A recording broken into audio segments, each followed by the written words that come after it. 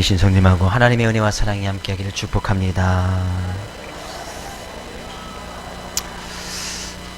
어떤 교도소에 사형수가 있었습니다. 그 사형수는 이제 교도에서 탈옥을 준비하다가 마침내 이 탈옥에 성공을 한 거예요. 근데 이 소문을 듣고 탈옥에 이제 성공했는데 이 탈옥한 이 사형수가 그 다음날 스스로 다시 감옥에 찾아온 거예요. 그래서 이제 이 소문을 듣고 이제 기자들이 다 이제 감옥 교도소에 몰려들고 와서 이제 기자회견을 하면서 인터뷰를 합니다. 왜 다시 돌아왔습니까? 이렇게 물어본 거예요. 탈옥에 성공했는데 충분히 도망칠 수도 있는데 왜 다시 돌아왔냐 물어보니까 사형수 말이 이렇게 대답합니다. 탈옥을 해서 집에 도착하니까 현관문을 딱 여는 순간 마누라가 삿대질하면서 텔레비전을 보니까 당신이 10시간 전에 탈옥했다고 하는데 이제까지 뭐하다 지금 왔어요? 그러더라는 거예요. 그래서 집에 있는 것보다 감옥에 있는 게 낫겠다 생각해서 들어왔다는 거예요. 혹시 아침에 싸우고 계신 분 안 계시죠? 서로 삿대질하면서 예배를 가야 돼 말아야 돼 이렇게 하고 계신 분 안 계시죠? 다시 한번 옆에 계신 성도님께 사랑합니다. 성경은 오늘 본 말씀에 이야기하고 있네요. 하나님께서는 하나님을 사랑하는 자들에게 미리 예비하신 것 중에 가장 좋은 것을 주시기를 원하신다라고 말씀하고 있습니다. 하나님을 사랑하시는 분 하면요, 하나님을 사랑하기 때문에 이 시간 우리가 하나님께 예배 드리는 줄 믿습니다. 그러면 하나님께서는 그 하나님을 사랑하는 자, 자기를 사랑하는 자, 하나님을 사랑하는 자들 위해서 하나님께서 가장 좋은 것을 우리에게 다 좋은 것을 예배해 주셨는데 그 좋은 것을 우리에게 주시기를 원하신다는 거예요. 그러면 우리 생각해 볼 수 있죠. 하나님께서 우리를 위해서 예배해 주신, 우리 위해서 좋은 것을 주시기를 원하시는데 우리에게 주시고자 하는 좋은 것 중에 가장 좋은 것이 무엇일까? 하나님께서 우리에게 많은 것을 주시는데 하나님 입장에서 우리에게 모든 것을 주시는데 가장 좋은 것을 무엇을 주셨을까? 우리는 그것을 이미 받고 누리고 있습니다. 하나님께서 우리에게 주신 가장 좋은 선물, 가장 좋은 것을 뭐라고 생각하십니까? 바로 예수 그리스도. 예수 그리스도. 선물 중에 선물, 최고의 하나님께서 우리에게 주시고자 했던 가장 좋은 것이 바로 이 예수 그리스도였다는 사실입니다. 믿으십니까? 그 예수님 때문에 우리가 구원을 받을 수 있었고 재용성을 받을 수 있었고 하나님의 자녀가 될 수 있었고 이 시간도 그 예수 그리스도 때문에 그 예수 그리스도의 은혜로 말미암아 이 시간도 하나님께 예배 드릴 수 있다는 얘기예요.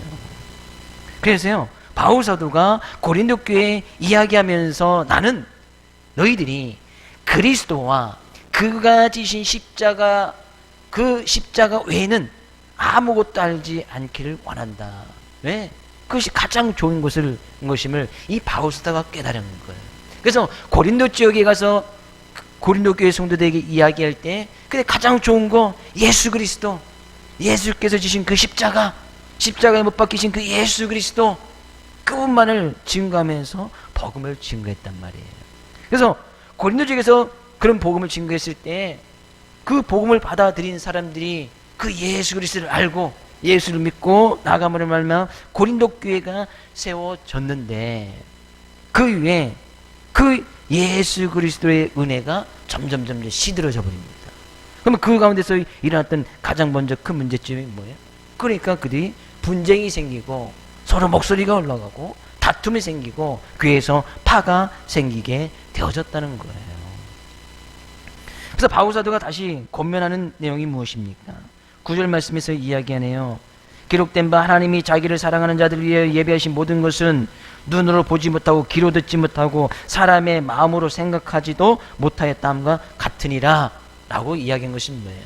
그들이 바울 사도가 예수 그리스도를 믿음으로 말미암아 사도가 된 그 위에 가장 좋은 것이 예수 그리스도인 것을 깨달아서 고린도 지역에 가서 예수 그리스도를 이야기했을 때 그들이 그 예수 그리스도를 믿고 이미 교회를 이룬 성도들에게 지금 편지한 내용이 있잖아요. 그러면 그들이 처음에는 그들이 하나님께서 베푸신 은혜 가운데 가장 큰 것이 예수 그리스도를 깨달아서 그 예수 그리스도를 믿고 그 예수 그리스도를 보았고 그 예수 그리스도의 놀라운 은혜를 깨달아서 그들이 성도들 간의 귀한 사랑을 나누고 교제를 나누는 교회를 세워나갔단 말이에요. 근데 이제는 뭐예요? 너희들이 하나님께서 자기를 사랑하는 자들 위해서 가장 좋은 예수 그리스도를 보여주셨는데 이제는 눈으로도 보지 못하고 귀로도 듣지 못하고 사람의 마음으로도 전혀 생각하지 못한 것이 지금 고린도 교회 성도들에게 지금 이루어지고 있었단 말이에요. 지금 바울 사도가 이 고린도 교회 편지를 쓴 것은 교회 믿는 사람들을 위해서 지금 편지를 쓰고 있었단 말이에요. 근데 그들이 처음에는 그 예수 그리스도가 보였고 예수 그리스도를 믿었고 예수 그리스도를 늘 생각했고 예수 그리스도의 말씀이 떨어지는 곳에는 그들이 귀를 기울여서 그 말씀을 듣는 데에 힘을 써 나갔는데 지금은 그것을 제대로 보지도 못하고 듣지도 않으려고 하고 마음으로도 생각하지 못하겠다 했던 그 말씀들이 지금 너희 교회에서 지금 그 말씀이 지금 이루어지고 있다는 거예요.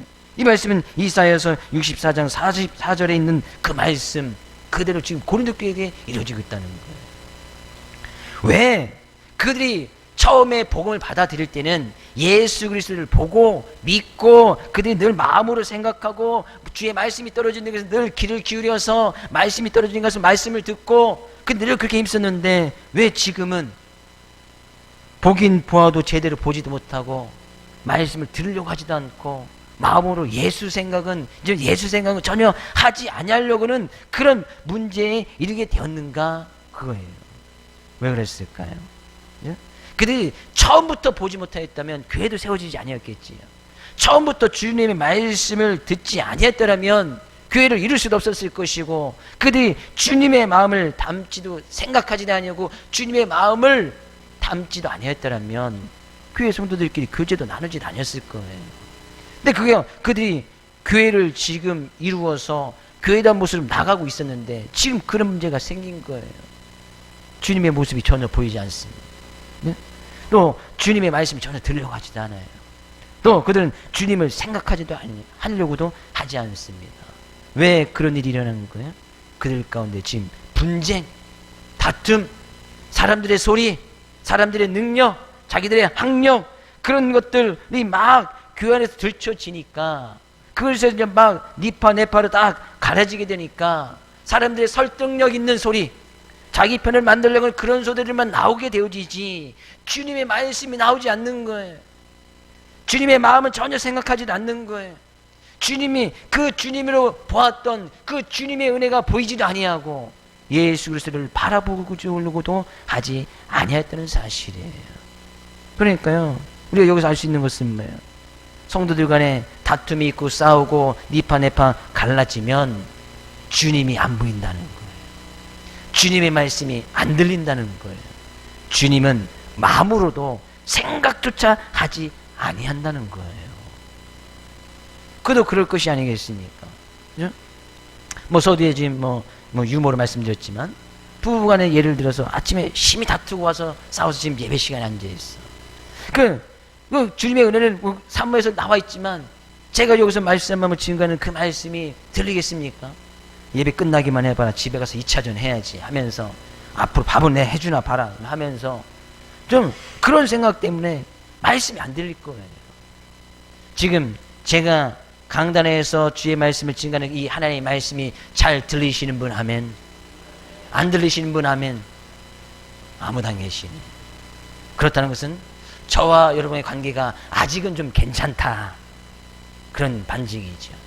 만약에 성도들 간에 성도들 누가 한번 저 심히 다퉜어 어제 예를 들어서 다투신 분 계신다는 것이 아니고 심히 다퉜어. 오늘 강단에 서 있는 저나 예배 시간에 앉는 그분이나 제가 말씀을 증거할 때도 저 성도를 어떻게 한번 할까 이런 생각 때문에 말씀을 증거하고 있지만 제대로 된 말씀이 증거되지 않을 거예요. 그 말씀에는 이제 독이 묻어 나가는 거예요. 만약에 그 성도들이 앉아있다면 뭐라고 얘기하나 잘 들어보자, 꼬투리 한번 잡아볼까, 말씀을 증거하면서 지는 뭐 잘하나 뭐하면서 말씀이 안 들린다는 거예요. 그래서 성도와 목회자 간의 관계가 너무나 관계가 좋아야 되는 것이 바로 거기에 있습니다. 성도들 간의 관계가 좋아야 되는 것이 이유가 바로 거기 있는 거예요. 관계가 안 좋으면 보였던 주님이 안 보여. 말씀이 안 들려. 주님의 마음으로는 주님을 늘 생각하고 그 은혜를 간구해서 주님을 닮아가고 주님을 사랑했던 그 은혜가 쫙 사라지는 거예요. 다시 한번 옆에 계신 성도님에게 우리 싸우지 맙시다. 우리 마음으로 진정으로 사랑합시다. 그래야 된 이유가 뭐예요? 그래 우리가 하나님께서 기뻐하실 만한 그런 예배를 드릴 수 있다는 얘기예요. 서로 미워하는 그런 관계에 있는데 와서 지금 예배 시간에 앉아 있으면 물론 그것마저도 저는 하나님의 은혜라고 생각되어지지만 제대로 된 하나님의 은혜를 맛볼 수 없다는 얘기예요. 말씀이 안 들린다는 얘기예요. 말씀을 들어야 우리의 영이, 하나님께서 주신 우리 안에 있는 하나님의 영이 맑아지고 그 영을 통해서 올바른 것이 보여지고 제대로 된 사고력을 가지고 제대로 된 판단력을 가지고 살아갈 것이 아니냐는 얘기예요. 바울 사도가 지금 기록된 말씀을 쓰지만 이 편지를 쓰고 있는 바울 사도의 심정을 생각해 보면요, 너무나 안타까운 거예요. 너희들이 예수님을 보고 그 말씀을 믿고 교회를 세워서 지금 일어나갔다가 사람들의 소리가 나오고 싸움이 생기고 분쟁이 생기고 서로 미워하고 시기하여서 말씀이 들리지 않냐고, 주님을 생각하지 않냐고. 바울 사도의 심정을 생각해 보십시오. 그것이 곧 주님의 마음이었어요. 주님의 마음은 그런 거예요. 주님께서 우리를 바라보실 때 서로 싸우기를 원하시는 것이 주님의 마음이겠습니까? 서로 미워하는 것이 주님의 마음이겠어요? 서로 니파 내파 갈라져서 이 분쟁이 생기고 네가 잘났냐 내가 잘났냐 하는 그것이 주님의 마음이겠냐고요. 저는 좀 저녁에 잠자리를 좀 일찍 한 10시 반 되면 이제 잠자리 들려고 노력을 하다 보니까 그게 TV 프로그램을 잘 보지 않는데 그게 이제 시사 프로그램이 있으면 사모가 좀 봐서 저한테 얘기를 해줘요. 근데 이제 PD 수첩인가에 대해서 서울교회 나왔다고 하더라고요. 교회에 대해서. 안 보셨어요? 다행히 안 봤습니다. 다행히. 대치동에 있는 서울교회, 수천 명 되는 교회. 지금 뭐 하고 있어요? 아래층에서는 원로 목사님하고 예배를 드리고 있고 2층에는 새로운 목사님하고 나눠져서 예배를 드리고 있어. 뭐 하면서 찬송은 뭐해? 마귀들과 싸울지라 막 이렇게 찬송 부르고 있어. 네가 나가라 내가 나가라 하고 있대요. PD수첩에 나오는 거예요. 얼마나 창피해. 교회가 그죠? 세상 사람들의 PD수첩에 기자들이 다 노출이 돼서 그것이 뉴스를 만들어서 그냥 전국 방방곡곡에 다 나오고 있는 거예요. 서울교회만 그러겠습니까? 뭐 대표적인 교회 모습이든 교회 전반부가 다 그런 모습이 있다는 거예요. 거기 실제적으로 나눠서 아래 위층으로 예배를 드리고 있지만 실제로 각 교회 모습 보면 이것은 교회 성도들끼리 지금 다투고 있다 싸우고 있다 똑같은 거예요. 거기 사이즈가 있고 수천 명 되니까 그런 뉴스가 나오는 것이지, 그죠? 뭐 그 모습이나 우리의 모습이나 별반 다른 것이 없는 거예요.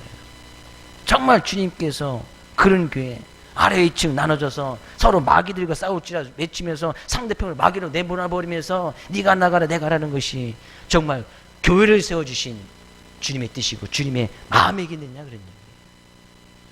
저는 직접 보지 않습니다. 그런 얘기를 저도 이제 그래서 이제 뉴스를 또 찾아봤죠. 뭐 네이버에 너무 잘 나오니까 너무나 속상한 거예요. 어떻게 교회에서 그런 일들이 시도 없이 계속 나오겠습니까?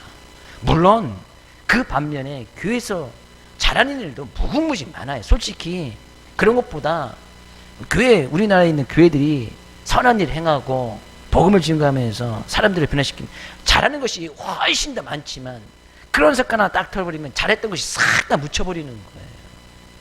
고린도 교회가 처음에 너무 잘했어. 정말 교회가 세워지기 힘든 그런 지역이 있어요. 고린도, 지금 신하들이 낳는 그리스, 지금도 그리스 신하들이 너무나 많잖아요. 그런데 그런 가운데서 예수 그리스도를 알고 믿고 그 은혜가 깨달아져서 교회가 세워졌다는 것은 정말 큰 특별한 은혜가 이 고린도 교회 지역 가운데 임하고 있었단 말이에요. 그 은혜를 잃어버린 거예요. 주님의 마음을 전혀 담으려고 하지 않는 거예요. 이 점촌 지역에 점촌 서부교를 세우신 것은 하나님의 특별한 은혜가 있었던 거예요. 문경 지역의 복음화율이 얼마인지 아시죠? 4%가 채 되지 않습니다. 4%. 별로 안 놀라시네. 전라도 어느 신안에 있는 그 섬에는 90%가 예수님을 믿어. 한 섬에 90%. 대단하지. 그래서 전라도 전체 평균적으로 보면 한 33% 정도 된대요. 평균 복음화율이 전라도 지역에 평균적으로 쌓였을 때 높은 데 더 높고 낮은 데 좀 낮겠지만 복음화율 33%. 대단하죠. 문경 4%. 경상도 전체 평균적으로 잡았을 때 6% 정도 된대요. 정확한 수치는 아니겠습니다. 채 10%가 뭐예요? 문경 인구 몇 명? 7만 3천 명. 작년 통계로. 거기에 4%면 채 3천 명이 되지 않는다는 거예요. 주님께서 그런 열악하고 힘든 그런 경상도 문경 지역에 하나님의 특별한 은혜가 부어져서 점촌 서부교가 세워지고 이제까지 교회단 모습으로 유지할 수 있는 것은 하나님의 특별한 은혜가 임하고 있기 때문이다 그런 얘기예요. 우리는 그 은혜를 잃어버리면 안 된다는 얘기예요. 그 은혜를 잃어버리는 건 너무나 간단해. 너무나 쉬워요. 서로 싸우면 끝이야. 서로 미워하면 끝이야. 서로 자기의 목소리가 높아지면 끝나는 거예요. 안 보이는 거예요. 말씀이 어디 가요? 말씀 있는 자리에 오지도 않아요. 길 있는 자리에 오지도 않는 거예요. 그 사람 올까봐 싸웠던 그 사람이 가면 내가 뭐해서 가냐. 차라리 그냥 내가 피하고 말지. 안 오는 거예요. 그 주님의 마음이겠냐고요. 그것이 바울사도의 심정 우리가 좀 헤아려 봤으면 좋겠고 주님의 마음을 좀 헤아렸으면 좋겠다는 얘기예요. 정말 주님께서 안타까운 마음을 바울사도에게 부어주셔서 고린도 교회에게 그런 주님의 마음을 가지고 지금 편지를 쓰고 있는 거예요. 왜 주님을 보지 못했고 주님을 보았던 너희들이 주님을 보지 못하느냐. 주의 말씀을 잘 들어서 교회를 세웠던 너희들이 주의 말씀을 듣지 않느냐. 늘 주님의 마음을 품어서 주님의 사랑을 실천했던 너희들이 이제는 마음으로도 주님을 생각하지 않느냐. 주님을 늘 바라볼 수 있기를 주의 이름으로 축복을 드립니다. 주의 말씀을 듣는 자리 항상 여러분에게 계시기를 주의 이름으로 축복을 드립니다. 그런 주님의 은혜에 감사하여 기도하는 그 자리에 항상 여러분이 있기를 주의 이름으로 축복을 드립니다. 마음으로 늘 주님의 마음을 담아서 주님의 사랑을 실천하고 나갈 수 있는 귀한 여러분 될 수 있기를 주의 이름으로 축복을 드립니다. 그런 일들이 내 힘과 능력으로 가능하다고요? 아니요. 안 되는 거예요. 10절 말씀 이야기합니다. 오직 하나님의 성령으로 이것을 우리에게 보이셨으니 성령은 모든 것 곧 하나님의 깊은 것까지도 통달하시느니라. 너희들이 예수 그리스도를 보고 믿고 예수 그리스도를 생각했던 것은 너희들에게 성령이 특별히 임해서, 이거 성령이 임했던 것 하나님의 특별한 은혜거든요. 그 성령이 임해서 너희들이 그것이 깨달아져서 주님을 보고 믿고 마음으로 주님의 사랑을 닮아갔는데 이제는 그 성령의 은혜마저도 잃어버렸다는 얘기예요. 오직 하나님이 성령으로 이거를 우리에게 보이셨으니 성령을 받은 자들이 특별한 하나님의 은혜를 덧입어서 성령을 받은 자들이 이것이 보이는 거예요. 예수 그리스도가 보이고 예수님께서 나의 죄를 지었던 그 십자가가 보이고 말씀이 보이고 말씀이 들리고 그래서 말씀의 자리에 기도의 자리에 나갈 수 있었단 말이죠. 근데 그 성령의 충만함의 은혜가 시들어져 버린 거예요. 그러니까 뭔 말씀이 안 들리는데 기도하겠습니까? 교회가 교회단 맛으로 설 수 있는 그 가장 기본적인 힘을 잃어버리는 거예요. 교회는요, 말씀과 기도가 없이는 교회가 힘이 있을 수가 없어요. 그래서 늘 말씀을 강조하고 기도를 강조하는 이유는 교회가 교회단 맛으로 서자는 거예요. 내 자신이 교회니까 내 자신이 믿음에 든든히 서자는 거예요. 말씀 기도 아무리 강조해도 지나침이 없어요. 말씀과 기도해 가지고 주제를 가지고 설교를 하려면 저는 10년 내내 할 수 있어요. 오로지 말씀 기도밖에 없으니까. 말씀 기도. 그들이 성령의 은혜를 받아서 이것을 보았던 너희들이 왜 이것을 잃어버렸느냐. 왜요? 그들에게 하나님의 성령이 아닌 그들의 영, 사람의 안에서는 자기 생각, 자기의 영, 자기 영, 사람들에게 있는 그 영, 자기들의 소리만 높이고 자기 자신만 똑똑하고 자기의 학식만 나타나고 자기의 말만, 목소리만 높여가니까 성령의 은혜가 떨어져 버렸다는 얘기예요.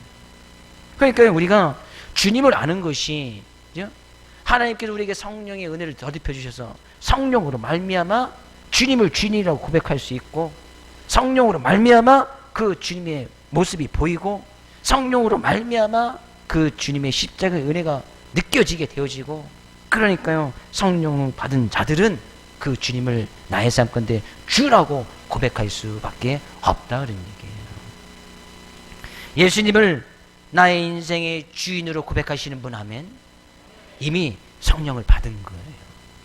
성령이 아니고는 그렇게 고백할 수가 없다. 예? 고백할 수가 없는 거예요. 성령의 은혜가 아니고는 나는 성령 받았는지 안 받았는지 잘 모르겠다. 예수님이 우리 인생의 구원주로 믿어지시는 분 하면, 그 주님이 나의 인생의 주인으로 믿으시는 분 하면 이미 성령을 받은 거예요. 성령을 받으면 특별한 몸의 신체적인 변화가 일어날 수 있는 확률은 극히 드물어요. 그러니까 성령을 받을 때 어떤 마음의 감동이라든지 육체적으로도 어떤 특별한 은혜가 있으면 하나님께서 그렇게 주실 수도 있고, 네, 성경에 가서 보면 그런 특별한 은혜는 극히 드물어요. 아니, 순간에 막 방언이 터져서 막 이렇게 하는 때 그때만 성령 받은 거예요. 꼭 그렇지만은 않습니다. 네, 성령의 은혜는 주님이 주님으로 느껴지는 그 순간에 성령도 같이 쫙 임해버리는 거예요. 이것을 갖다 성경은 성령 세례라고 이야기를 합니다. 성령 세례.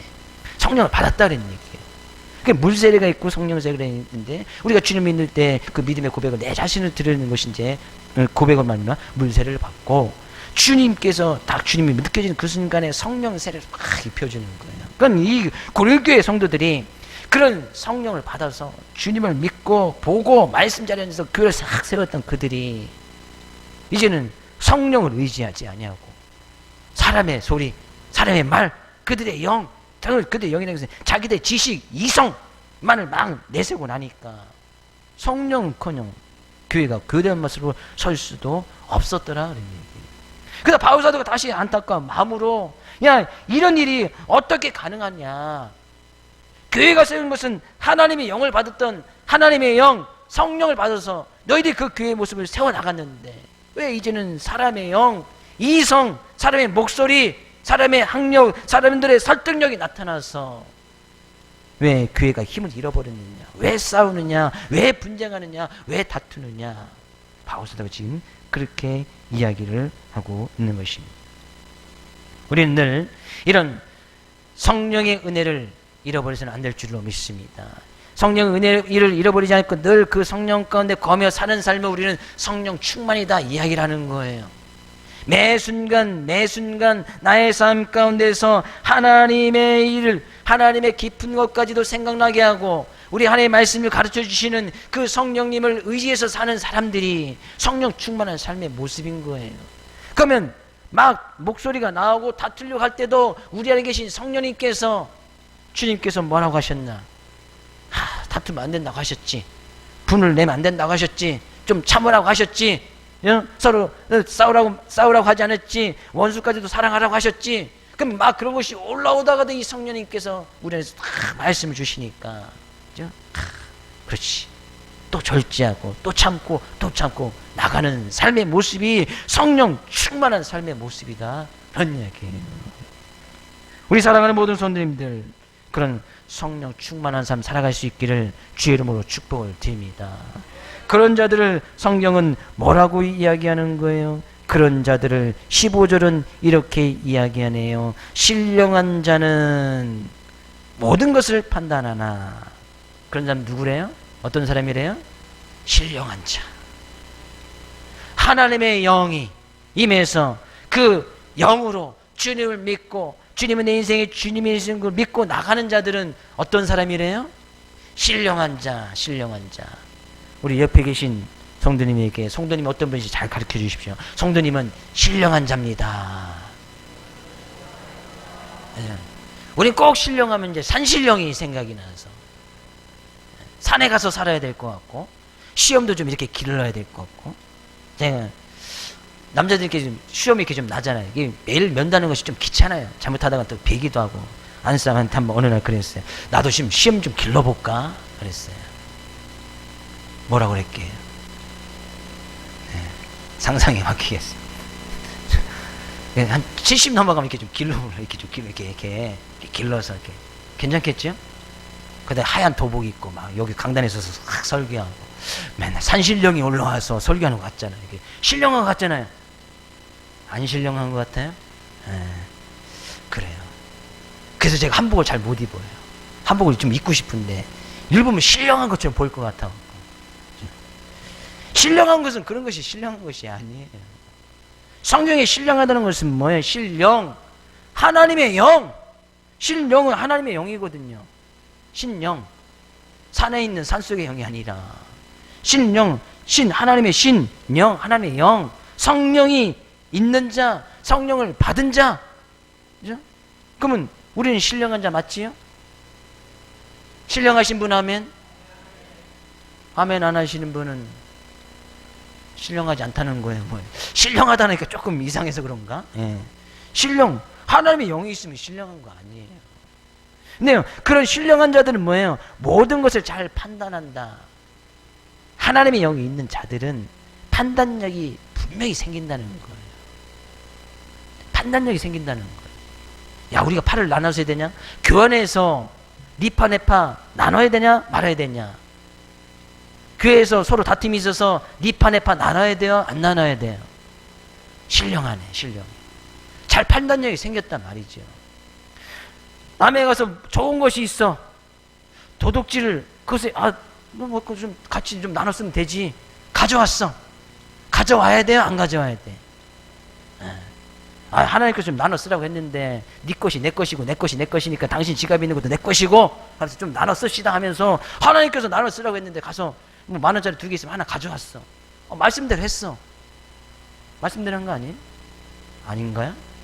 이런 것이 보이시는 분 하면 판단력이 있단 말이에요. 판단력. 이것이 신령한 자의 특징이에요. 먹어야 돼. 이것이 먹을 것인지 이것이 못 먹을 것인지 잘 보이시는 분 하면 이게 판단력 아니에요? 판단력. 마실 것이 있어. 마셔야 돼? 마시지 말아야 돼? 이것이 잘 보이시는 분 하면 안 보이세요? 이것이 마셔도 되지요? 이거는 마셔도 돼요? 안 마셔도 돼요? 잘 보이시는 분 하면 안 보이세요? 큰일 났네. 마셔도 된다고 생각하시기 때문에 인정을 못 하시는 거예요? 글쎄 모르겠네요. 저도 마실 수 있으면 마시세요. 뭐 그것이 뭐 구원하고 상관있겠습니까? 그러나 진정으로 내가 구원받았다고 믿은 자들은 그것이 마실 것으로 안 보인다는 사실이에요. 내가 마셨냐 안 마셨냐, 예수님께서 구원을 주시냐 안 주시냐, 그건 제 판단은 아니에요. 그러나 예수님의 특별한 은혜로 구원받은 제 입장에서 말씀을 딱 들여다보니까 그것은 마실 것으로 안 보이더라 그런 얘기예요. 저는 그렇게 분명히 증거했습니다. 우리 가톨릭 신부는 뭐 성도들하고 짠도 하시고 수녀님들 짠도 하면서 회식도 하고 잘하더만 왜 교회 목사는 안 마시냐고 가끔 믿지 않는 사람들 만나면 저한테 물어봐요. 그래서 목사님 진짜 한 잔도 안 마시세요? 제가 목사 되기 전에는 2번 정도 시도했다가 한 잔 마시니까 머리끝부터 발끝까지 빨개져 갖고 그 다음부터 제가 시도하지 않았습니다. 지금은 절대 안 마십니다. 그러니까 목사님 신부들하고 좀 다른 거예요? 신부하고 목사가 게임이 안 됩니다. 제가 그랬죠. 신부하고 목사가 게임이 안 되지. 그들만의 세계가 있고 뭐 그들만의 세계 있는 것이 목사하고 신부하고 비교하지 마십시오. 목사를 약간 이렇게 우러러 존경하는 모습을 이렇게 눈빛이 살짝 변하더라고요. 난 절대로 마시지 않는다고 그 한마디 했을 뿐인데.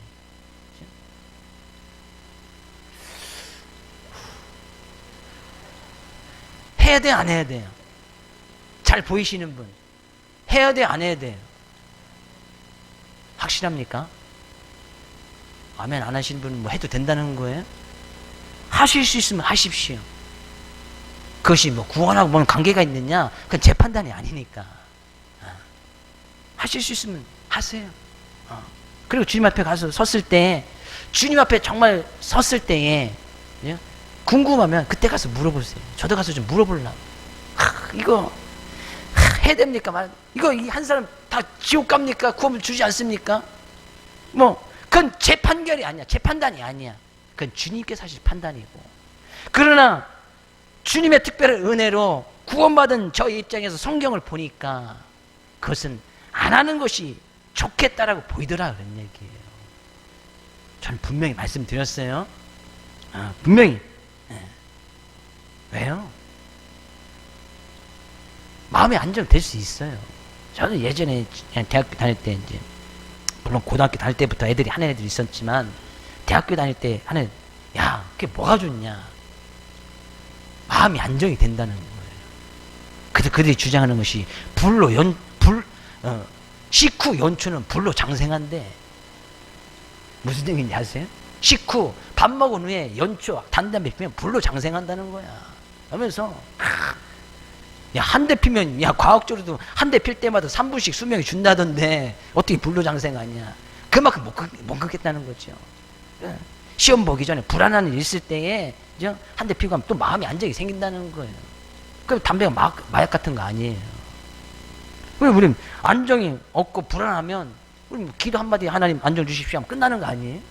근데 그들 가서 막 냄새나죠. 그들 있으면 냄새, 얼마나, 오래 핀 사람들이 안에서부터 이제 그 담배 썩은 찌든 냄새 딱 올라오면요. 같이 앞에 서서 얘기를 못 해요. 죽을 것 같아. 그 믿지 않는 사람들도 그렇게 얘기하는 때는 어쩔 수 있지만, 제가 숨을 못 쉬어요, 숨을. 숨 꼴꼴꼴 참아가면서, 그러시면 안 된다고, 막 그래요. 신령한 자들은요, 이것이 보이는 거예요. 판단력 있는 거예요. 근데 지금 바오서다가 왜 지금 이야기하는 거예요? 너희들이 지금 그 판단력이 흐려졌다는 얘기예요. 판단력이 흐려진 거예요. 주님의 은혜가 지금 흐려진 거예요. 성령의 은혜가 그걸 잃어버리고 있는 거예요. 그러니까 그들이 막 말다툼하고 싸우고 분쟁이 나서 서로 다투고 교회 안에서 지금 그냥 니파 네파, 바울파, 개바파, 아볼로파, 그리스도파, 뭔 파에 난 이것도 저것도 아니야 하면서 막 교회 분쟁이 생겨버렸단 말이에요.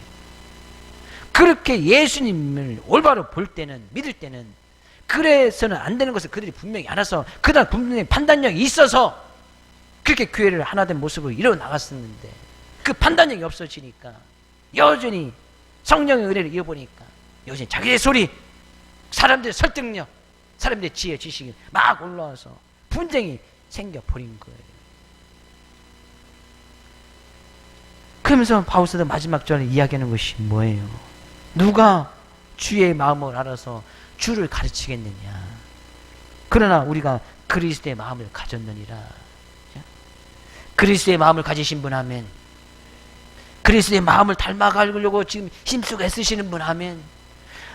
과연 누가 주님의 마음을 알아서 그 주님의 선한 그 주님께서 베푸신 그 은혜, 주님께서 베푸신 그 십자가의 은혜를 누가 그 주님을 증거하겠느냐?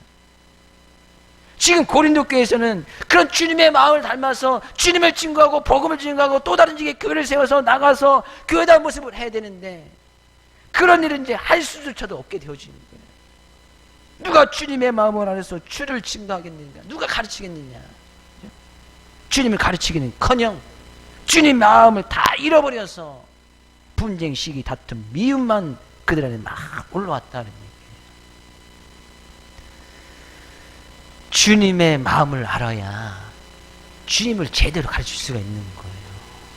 주님의 마음을 가져야 그런 주님의 사랑, 주님께서 우리를 얼마나 사랑하시는지 그 십자가의 사랑을 이야기할 수 있는 거예요. 우리 사랑하는 모든 성도님들은 그런 주님의 마음을 갖고, 그죠? 그래서 가졌다는 것은 품었다라고 이야기할 수 있네요. 주님의 마음을 품는 거예요. 주님의 마음을 품는다라는 것은 정말 내가 주님의 마음을 품었다. 어떻게 주님의 마음을 품었다? 무엇로 증거할 수 있어요? 내가 주님의 마음을 품었다, 주님의 마음을 가졌다는 것은 내 안에 얼마나 많은 성도를, 이웃을, 나를 미워하는 사람을, 나를 시기하는 사람을 내가 지금 품고 있느냐, 그 품은 것에 따라서 내가 주님의 마음의 크기가 정해집니다.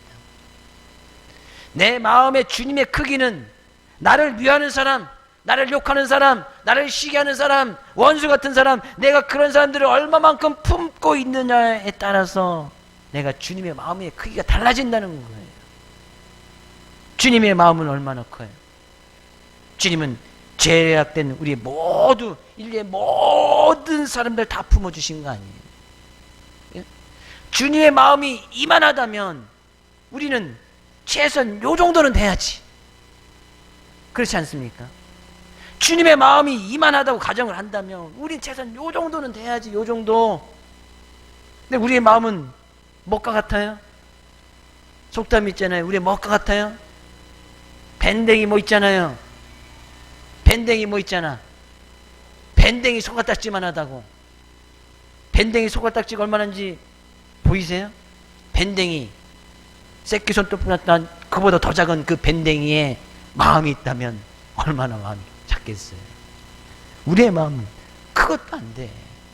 저는 밴댕이 손가락지 같은 그 정도의 마음이, 그 정도의 크기의 주님의 마음을, 그 정도의 크기라도 주님의 마음을 품을 수 있기를 주님으로 축복을 드립니다. 그럼요, 주님의 마음은요 아주 큰 놀라운 능력이 있는데, 밴댕이 소갈딱지 같은 그런 주님의 마음을 품으면요 그 마음은 점점 커지게 돼 있어요. 번신력이 있단 말이죠. 주님의 마음이 조금이라도 그 마음속에 딱 들어가면 그 마음이 내 안에 있는 연약하고 부족한 마음은, 미워하고 시기하는 마음을 점점 잡아먹고 주님의 마음이 점점 커지게 되어 있단 말이에요. 그러면요 그 주님의 사랑이 깨달아지고 보여져서 사람 한 사람을 품고 또 한 사람을 품고, 아 주님의 마음, 그렇지, 내가 또 한 사람을 품고, 나를 욕하는 사람도 품고, 나에게 저주하는 사람도 품고, 나의 원수도 품고, 내 이웃도 품고, 남편도 품고, 아내도 품고, 자녀들을 다 품을 수 있는 거예요. 그럼 우리 마음이 점점 커지겠지요. 너희 안에 이 마음을 품으라. 곧 그리스도 예수의 마음이니 그는 근본 하나님의 본체시는 하나님과 동등됨을 취할 것으로 여기지 아니하시고 오히려 자기를 비워 종의 형체를 가지사 사람들과 같이 되셨으니 사람의 모양으로 나타나사 자기를 낮추시고 죽기까지 복종하셨으니 곧 십자가에 죽으심이라. 이것이 주님의 마음이라는 거예요. 십자가에 죽기까지 철저히 주님 앞에, 하나님의 말씀 앞에 순종하셨던 그 예수님의 마음. 그는 권리가 있었어요. 충분한 권리가 있었어. 하나님과 동등됨을 취할 수 있는 그런 권리가 있었고 능력이 있었어. 그러나 정말 우리와 똑같은 육체의 모습을 가지고 이 세상에 오셨다는 그 권리를 행사하지 아니했다는 거예요. 그 권리를 다 내버렸다는 거예요. 우리는 대한민국 국민은 국민의 권리가 있습니다. 의무가 있는 반면에 권리가 있어요. 국민으로서 누려야 할 권리가 있어요. 그래서 좀 더 작게 우리 교회 안에서 보면 교회 안에서 성도들이 될 의무가 있고 성도들의 권리가 있어요. 가정에서 보면 가정에서 자기들이 지켜야 될 권리가 있고 가정에서 해야 될 의무가 있어요. 부모 자녀 간에서도 의무와 권리가 있어요. 근데 이 권리만을 계속 내세운다면 그 교회, 그 가정, 그 부모와 자녀의 관계, 남편과 아내에게서 자기들 권리만 계속 내세운다면 다툼 싸움이 일어날 수밖에 없다는 얘기예요. 다툼 싸움이 일어나는 것은 너무나 간단해요. 서로의 권리만 주장하기 때문이에요. 권리, 나에게 이런 권리가 있지 않냐, 이런 거 이야기할 수 있지 않냐, 이야기해도 되지요. 남편과 아내 막 싸운다는 것은 자기의 권리만 이야기하기 때문에 그래. 남편과 아내로서 해야 될 그 의무는 전혀 생각하지 아니하고, 남편은 남편의 의무는 뭐예요? 아내를 죽기까지 사랑하는 거 아니에요. 아내의 권리는 뭐예요? 남편을 결정권자로 세워서 그 말씀 앞에 순종하는 거 아니에요. 네, 그런 하나님의 지켜야 될 그 의무사항은 전혀 생각하지 않고 권리만 내세우는 거예요. 나는 이거 얘기 못해. 얘기해도 되지요. 그러나 진정으로 죽기까지 사랑한 다음에 그 얘기를 하는 거예요. 주님께서는 그 모든 권리를 그냥 다 포기해버렸다. 권리. 예수님의 마음, 내가 그 주님의 마음을 가졌다는 것은 내가 얼마만큼 많은 이웃을 품고 있느냐, 얼마만큼 많은 원수를 품고 있느냐, 내가 얼마만큼 아내를 품고 있고 남편을 품고 있고 아내를 품고 있느냐, 거기에 달려져 있다는 거예요. 그런 마음을 품을 때에 이제 이 바울사도 고린도교회 문제 해결책을 얘기하는 거 아니에요. 다시 그 주님의 마음, 왜 주님께서 너희를 사랑하셔서 교회를 세우셨던 그 죄악 가운데서 구원하셨던 그 주님의 놀라운 은혜, 그 주님의 마음을 다시 품어라. 그렇죠? 주님의 마음을 품어라 이런 얘기예요. 옆에 계신 성도님에게 제가 성도님을 품어드리겠습니다. 반대편에 계신 분에게도 제가 성도님마저도 품어드리겠습니다. 지금 원수같이 생각하시는 그 사람도 생각해서 내가 그 사람도 품겠습니다. 다들 원수는 계신가 봐. 원수는 다 계셔. 그러니까 그 사람도 품는다고 했겠지. 원수가 없는 사람이 어디 있겠어요. 원수가 없는 사람이 어디 있어. 근데 주님의 마음은 그 원수까지 품으라는 거예요. 지금 너희들 다투고 있느냐? 품으라는 거예요.